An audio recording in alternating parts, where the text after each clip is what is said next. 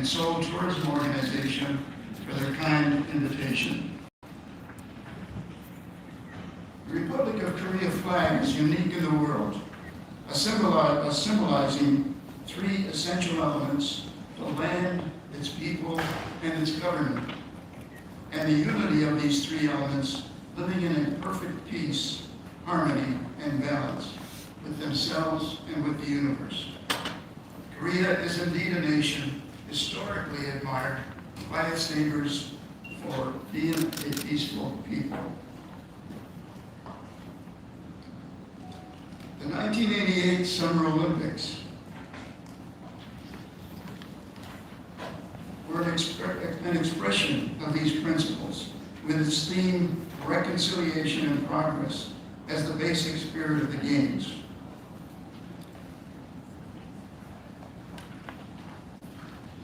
And its theme song, Hand in Hand, expresses this principle.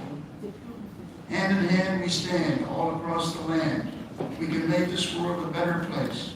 Hand in hand we can, breaking down the walls that come between us, living in harmony for all time. The Winter Olympics 2018 sparked new hope for peace on the Korean Peninsula as the two Koreas marched into the stadium under one unified Korean flag, inspiring people around the world as athletes competed together in one Korea team.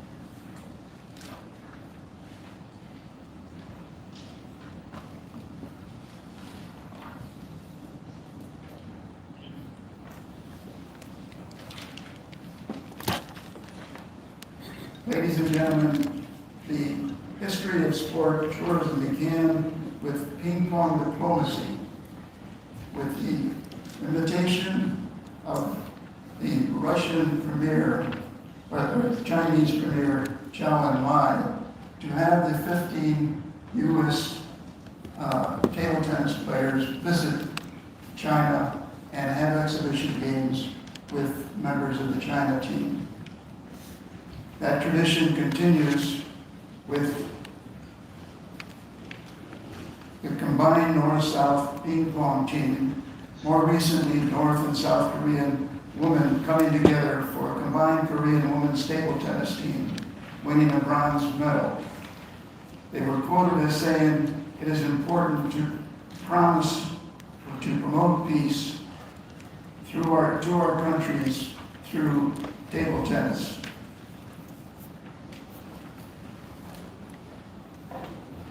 And Van Cliburn was the person who began the promotion of peace through culture. It was ping pong diplomacy that relaxed Cold War tensions between the U.S. and China. But it was Van Cliburn, an American pianist, who initiated a thaw in the Cold War between the U.S. and Soviet Union. Cliburn awed the judges with his performance at the first International Tchaikovsky Piano Competition held in Moscow in 1958. But the judges were unsure whether they could give the prize to an American. So the judges sought Soviet Premier Nikita Khrushchev's approval. "Is he the best?" Khrushchev asked. The judges replied, "Yes." "Then give him the prize."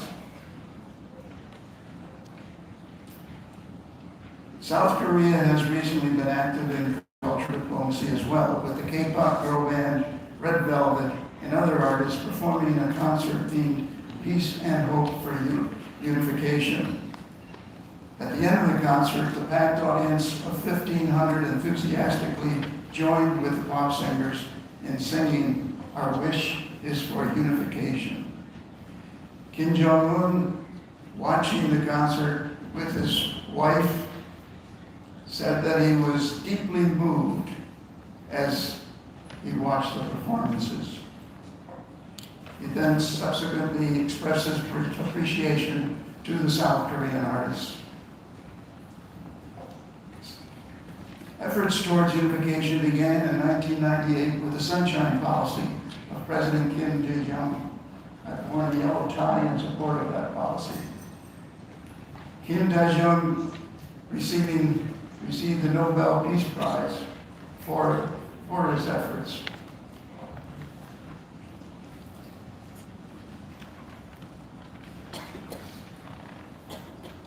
Korea is also to be congratulated for hosting a series of global conferences and forums over the past several years, each with the aim of contributing to a united Korea. Among these, the Global Peace Convention in Seoul and the Pyeongchang Global Peace Forum are both discussing prospects for peace and a united, sustainable future on the Korean Peninsula. One speaker noted that Korea's peaceful reunification is not just the work of the Korean government or a handful of organizations. It is a historical mission that Koreans throughout the world and all people should and can fulfill together.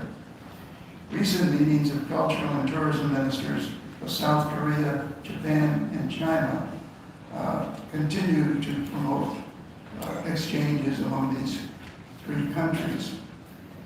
They have agreed in their recent meetings to step up cultural, sports, and people-to-people exchanges. Some examples from other countries around the world give us a few principles.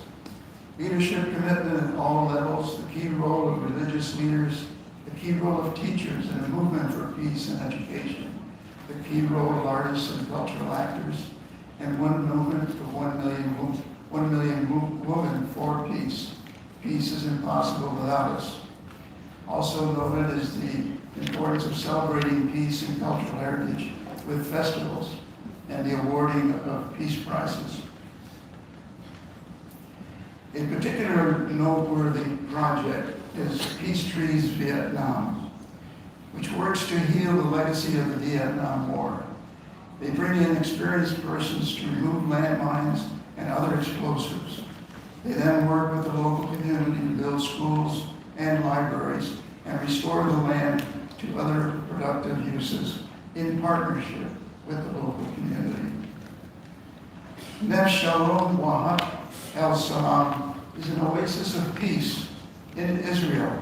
It is an international community in Israel jointly established by Jewish and Palestinian Arab citizens who live together in productive peace and harmony. Their children go to school together in a peace school. Another noteworthy project in the same Middle East region is the Path of Abraham. Some 4,000 years ago, the spiritual father of half the world's population traveled 4,000 throughout the Middle East, beginning with his birthplace in Ur, which is the current day of Iraq, throughout the Middle East. Experiencing the people who trek on these paths, experience the firsthand culture, traditions, kindness, and hospitality of the people along the path. Nepal has recently announced a Buddhist peace trekking route that will link 3 ecoregions and Lumbini, birthplace of the Buddha, the apostle of peace and nonviolence. Ladies and gentlemen, world military budget in 2018 was US $1.7 trillion, more than the GNP of any country in the world except 9. $220 for every man, woman, and child in the world. When 1 of every 6 survives on $1.65 a day or less, 1 of every 2 on $2.50 a day or less, 1 of every 9 go to bed hungry, 1 of every 4 never get a clean glass of water to drink, 1 of every 3 lacks proper sanitation. 20,000 children die each day from preventable diseases. Global warming is another key issue. This past July was the warmest July on record.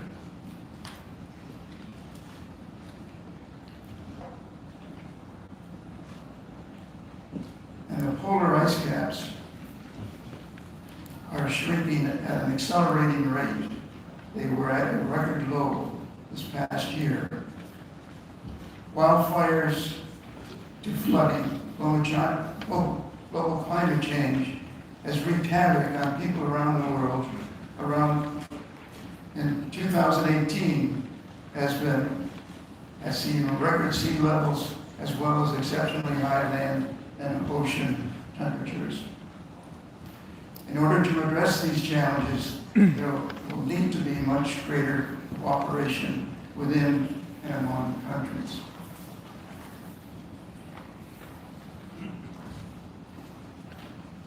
Saving our planet, lifting people out of poverty, advancing economic growth, these are one and the same fight. We must connect the dots between climate change, water scarcity, energy shortages, global health, food security, and women's empowerment. Solutions to one problem must be solutions for all. A statement by Ban Ki-moon, former Secretary General. However, former Secretary General of the United Nations World Tourism Organization, has said that travel and tourism today is a powerful economic sector, affecting and challenging the lives of millions of people around the world, generating $3.4 billion of global spending each day, creating 1 in 10 jobs all over the world, representing 10.4% of the world GDP. Every time we travel, we become part of a global movement that has the power to drive positive change for our planet and for all people. Indeed, the exponential growth of travel and tourism is a socioeconomic phenomenon, beginning with 25 million international tourism arrivals in 1950. It reached 1.4 billion in 2018, and these trends of growth will continue, most likely exceeding 2 billion travelers by the year 2030. Travel opens minds, opens eyes, and opens hearts, making better people when we travel, protecting our cultural and natural heritage, empowering local communities, breaking down stereotypes, and enabling us to experience, enjoy, and celebrate the beauty of our rich cultural diversity. The transformative power of travel and tourism, which will well managed and utilized, is a cornerstone in establishing world peace and a better world for all our people. And perhaps the first tourist in modern times to North Korea was the chairman of Seoul of Hyundai. Hyundai founder Chung Jae-yoon, who in 1988, at the age of 83, brought a cow across the border at Panmunjom, followed by his sons with another 501 head of cattle that were donated to feed Chung's village of Asan. At the border, he announced that he wants his visit to be a kind of cornerstone leading to north-south reunification and to peace. Diamond Mountain subsequently was developed by the Hyundai chairman to establish a resort that would bring South Koreans to North Koreans and also provide much needed hard currency for North Korea. It served as well as a venue for family reunions. Some other examples of peace tourism we will hear shortly from Andy Rutherford about Fresh Eyes, and the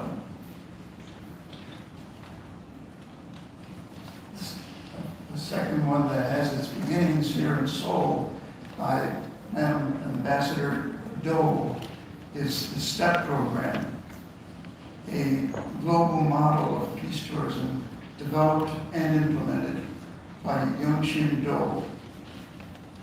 It's sustainable tourism for elimination of poverty. This is a map of the STEP projects worldwide. Let me say a little bit about IIPT. IIPT was founded in 1986, the UN International Year of Peace. It was founded with a vision of travel and tourism becoming the world's first global peace industry, a vision where every traveler is potentially an ambassador for peace. See, I have 3 minutes left, so I'll move very quickly. The conference introduced the concept of sustainable tourism as well as a new paradigm for a higher purpose of tourism, shown here. It includes the 20 conferences and summits since that time that included educator forums, student youth forums, awards, and scholarships. And many of the conferences have produced declarations, one of which has been accepted as a UN official document, another on climate change, a declaration on peace, sustainable tourism, and climate change, together with a publication. Another major project of IIPT was peace parks across Canada, with 350 cities and towns dedicating a park to peace, all on October 8th as a National Peacekeeping Monument was dedicated in Ottawa. And subsequently has been followed with a Global Peace Parks program. One of those noteworthy parks was at Victoria Falls, when on the first day of the UNWTO 2013 General Assembly, the rededication of the Victoria Peace Park was the featured event. Other peace parks have been dedicated to China, and particularly a new village, Danzaiwanda, in the Kores province of China, with the goal of raising people above the poverty level. This particular city has been dedicated as an IIPT town of peace. Mainly what I would like to propose to this forum is that September 20 to 27 be declared Korean Peace Tourism Week. This comes as the UN International Day of Peace on the 21st. The 27th is World Tourism Day, which will be held in Mercosur, the countries of Argentina, Brazil, Paraguay, and Uruguay. On September 20th of that week, a proposal for an IIPT Great Falls Peace Parks project, with countries on either side of the 4 Great Falls dedicating a park to peace. Proposing that Seoul and Korea give major emphasis to the Olympic Truce campaign leading up to the Tokyo Olympics. Also, in the months leading up to September 20th, a Pedal for Peace project, a Marathon for Peace, ideally with participants from both Korea and North Korea, come together on a cruise on the Seoul Echo ship, learning the ideas of peace tourism together. And one particular note I would like to leave with you is that IIPT has just implemented a course, the first online course of tourism and peace. We already have some 700 young people from around the world subscribe to the course, and we welcome students and professors from South and North Korea to join with us in this project, putting together over a couple of years potentially a global force of peace warriors around the world.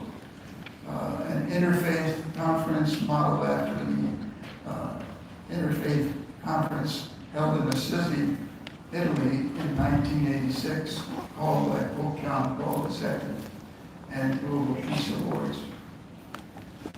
Finally, in implementation, leading up to that conference in 2020 of the IIPT Global Peace Prize Project, commemorating the World War I centenary, No More War, as its theme, and the 75th anniversary of Hiroshima and Nagasaki.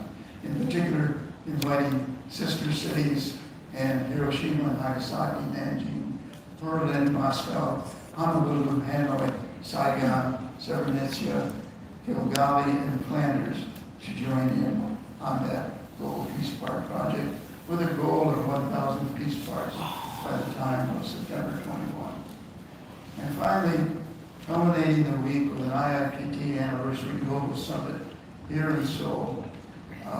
IIPT was the Peace Park of IIPT program in Canada was launched from Waterton Glacier International Peace Park, the world's first international peace park. An ideal legacy of that September 20 week of peace tourism would be the dedication of the DMZ as an international ecological peace park, as envisioned by our moderator and others. Ladies and gentlemen, I leave you with our logo, one Earth, one family, and our credo of the peaceful traveler. Thank you very much.